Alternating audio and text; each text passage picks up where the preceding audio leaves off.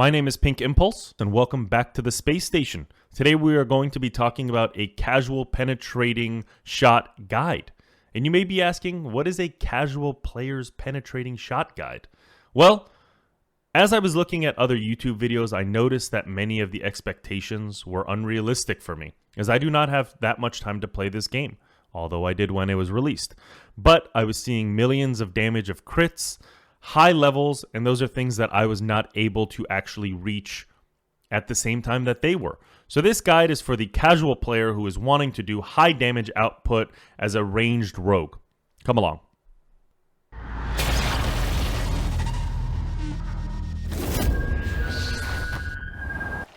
As a longtime Diablo 2, Diablo 3, and now Diablo 4 fan, I have always wanted to make a ranged bow build. I am just that player. I love holding a bow and arrow or a crossbow. So for this, I'm doing the penetrating shot with the shadow and poison imbuement. But the thing that differentiates my build versus many others that I'm noticing with poison trap, shadow step, or even dash is that I use smoke grenade. I wanted to use smoke grenade to try and reduce my cooldown so I can always have it on lock and always continuously daze enemies. I will be talking about the skills that I use and how it actually increases your critical strike damage and critical strike chance, but I really wanted to use a glass cannon build. So again, you can die in this build. I do not recommend it for hardcore, but it was something where I wanted to see better numbers as a level 65 rogue. So as you can see in this build, what I'm trying to do is maximize my smoke grenade to always have it off cooldown. So I'm essentially bunching things up and making them vulnerable first, then throwing my smoke grenade to essentially always have the cooldown up. You have a 1 in 4 and or 25% chance on hit to reduce the cooldown by 1% on your smoke grenade. But if they are vulnerable, that 25% chance from 1 second goes to 3 seconds. So a 14-second skill will incredibly and extremely drop in cooldown reduction when you're actually getting these hits off to the vulnerable, dropping it by 3 seconds for every enemy. So I wanted to test something in this next clip with the succubus. I wanted to see how much I can actually permastun. So you're noticing that I throw my smoke grenade, I'm puncturing, I'm getting the vulnerable, the cooldown reduction is happening, everything is good. Then I do it again, and the thing is still just stuck there taking damage. But when I try it for the third time, for some reason, it doesn't work. So I just need to keep working on this to see if you can actually permastun something. In this portion of the video, I'm going to be talking about the skill tree and the skills that I use for this build to kind of differentiate myself from what's been going on. It's not a big difference. We're seeing a lot of penetrating shot builds. We're seeing a high explosive damage from this build, but we're noticing that a lot of people are doing poison trap, which is really good for the damage over time and also being able to stun them and reactivate your imbuement skills, which is great. We see a lot of people doing shadow step to get them out of sticky situations. We see dash is a very common thing. I'm also starting to see caltrops, which I tried.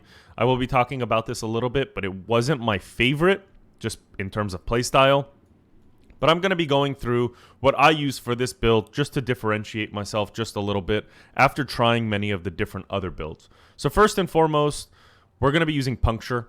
I enjoyed puncture as the energy modifier because you gain the 2 energy when puncture damages a crowd-controlled enemy, which a lot of them will be. And then I use the 3 blades, fundamental puncture. I tried forceful arrow. It wasn't really my thing. It was just a little bit too slow. I wish if forceful arrow was just like this insane amount of damage, it would be a lot better, but it just really didn't work in this build. Although I really did want to try to make it work. Kind of reminded me of like a baby wind force type of move with the knockback, but didn't really work for this build. Moving on, obviously we're going to be using the penetrating shot. Does a lot of high damage outburst. This is what we want, especially for this glass cannon build. We want to be as strong as possible. We want to be able to knock down an elite or a pack as fast as we can, if not in one shot. We get the enhanced penetrating shot, dealing 10% increased damage per enemy that it pierces. And then moving on to advanced penetrating shot. When cast with full energy, penetrating shot will slow all the enemies it hits by 50% for 3 seconds, but elite enemies will also be knocked down for 1.5 seconds. which is really good because what we do is we could essentially perma-stun them. So let's keep going, and I'll talk more about that. Moving on to the agility skills, we're going to be getting weapon mastery, as all rogues should be getting weapon mastery. We are using a crossbow for this build to put as much damage out, so we're getting the 15% increased critical strike damage, as well as concussive. After knocking back or knocking down an enemy, you gain 12% increased critical strike chance. So again, they obviously have to work hand in hand. High critical strike damage, high critical strike chance. This also works for what we're using because we're going to be knocking down the enemies a lot. I tried using Caltrops. I thought Caltrops was going to be my go-to ability for this build because over here, enemies take 3% increased damage from each second they are in the Caltrops. And then I was using, you have 5% chance for critical strike chance against enemies inside your Caltrops and doubles it if they're vulnerable. So I was really like, Caltrops is the play. I like this. This is the go-to. But I just don't like the way that Caltrops feels in this game. I was never really a fan of Caltrops, even in the previous game. Just not something I liked. Just wasn't really a fun playstyle for me. Kind of got me in situations a little worse when there were a lot of mobs around. Put me in a corner sometimes. It was really bad. Although you got to obviously be paying attention when you're playing this build because this is very much a glass cannon build. Can't just run in like twisting blades and everything will die. Moving on, we get 1 point in Rugged, which gains 5% damage reduction against damage over time effects. And then that pretty much goes to reactive defense. Gain 18% damage reduction while inflicted with control impairing effects. We're really a glass cannon build, but if you don't have some defensive abilities or skills, you're going to literally die in one shot. It still happens. I mean, World Tier 4, I'm already like 66. I don't play a lot, as I said in the beginning of this game, as many others do. So I try and just do my own thing. But again, I don't want to die nonstop in this game. So that's what I get over here in the agility skills portion. Moving on to this portion, this is where everything kind of differentiates itself from my build to the other. So we go Dark Shroud. Again, we do need one defensive ability. It's already weird to not have Dash or Shadow Step in this ability to get out of a sticky situation. But you surround yourself. You gain 9.2% damage reduction per active Shadow. Really great. The Shadows have a 10% chance to not be consumed on hit, which also helps. And then from here, each active Shadow from Dark Shroud grants you 4% increased movement speed. Because we don't have Dash, or we're not running around insanely fast from mob to mob with different rogue builds, we're noticing, or I'm noticing, that the increased movement speed is just like a slight boost. It helps get you around slightly faster with that defense. But to the all-star skill in this build, we have Smoke Grenade. So, Smoke Grenade, you throw a smoky concoction at enemies that dazes them for 5.2 seconds, okay? That is already amazing. They're pretty much stuck there for 5 seconds, dazed. Already the skill is amazing. But as we move on, enemies affected by Smoke Grenade take 15% increased damage from you. So, going in comparison to Poison Trap, which I think is great, Poison Trap is good because it has a nice large AoE. And the damage isn't, I don't even really care about the damage here because 36,000 damage at this level isn't a lot, realistically speaking. So I'm noticing that with the 15% increased damage, you're gaining so much more of that over using the trap. And they're stunned for a lot longer. So essentially you have to bunch them up, throw it, and then you get that 15% increased damage. But then, dealing direct damage to enemies affected by Smoke Grenade has a 25% chance, a 1 in 4 chance to reduce its cooldown by 1 second or by 3 seconds instead if the enemy is vulnerable. So essentially you want to pop your Shadow Imbuement, shoot them once. You make everything vulnerable, or hope you make everything vulnerable. You throw the Smoke Grenade in, throw 3 of your punctures, and then kill everything else. And hopefully, because everything is vulnerable, you're deducting the cooldown by 3 seconds, the 1 in 4 chance that you're getting, and already having the Smoke Grenade ready to be thrown again.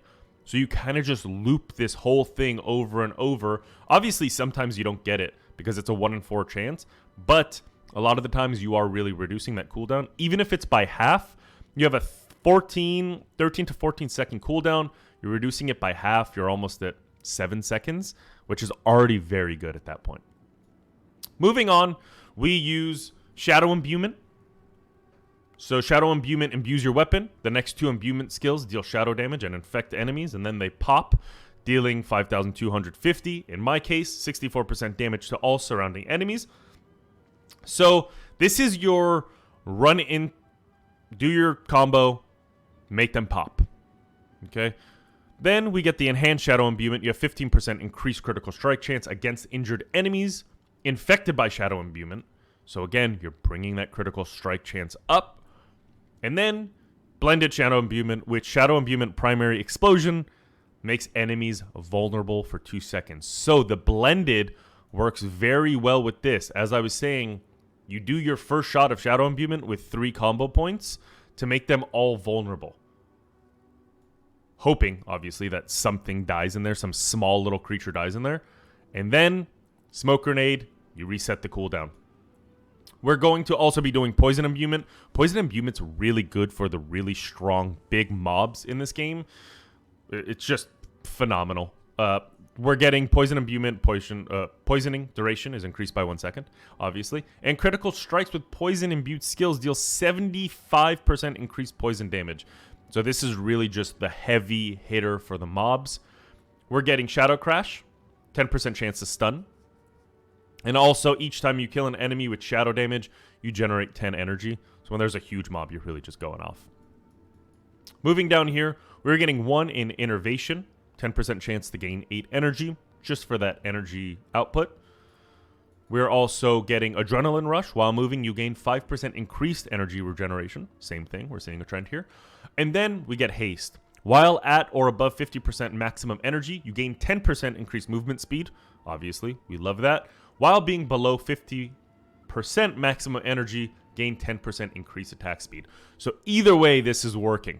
One or another, it's really giving you great benefits. And then obviously we go down here to use Precision. Critical strikes with marksman skills grant you precision. You gain 4% increased critical strike damage per stack of precision, up to 20%.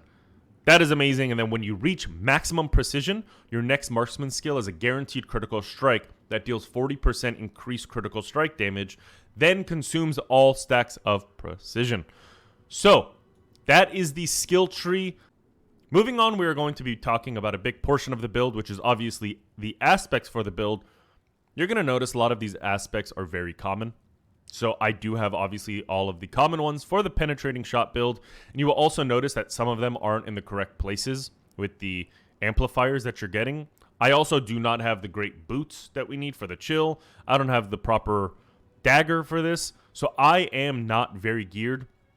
And I just couldn't get rid of some of my items. So let's just go through this really quick. We're putting the basic skill grant, 20% reduction for 6 seconds here. I'm going to go through this a little bit quicker. We gain the 0.25% increased armor for 4 seconds when you deal any form of damage, stacking up.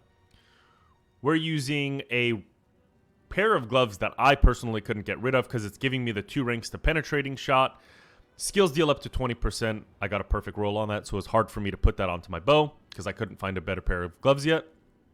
My legendary pants, damaging an elite enemy grants you a barrier. Critical strike, grant 8% movement speed for 1 second up to 6 seconds.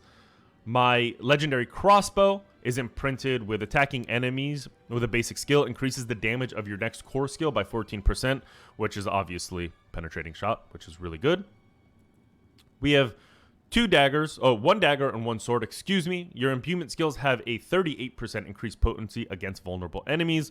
It's really nice when you're doing that full blast. Everything is getting vulnerable. You're dazing. You're getting all of this vulnerable damage, increased potency damage, non-stop just amplifiers of damage. Over here, we deal 23% increased damage while you have a barrier active.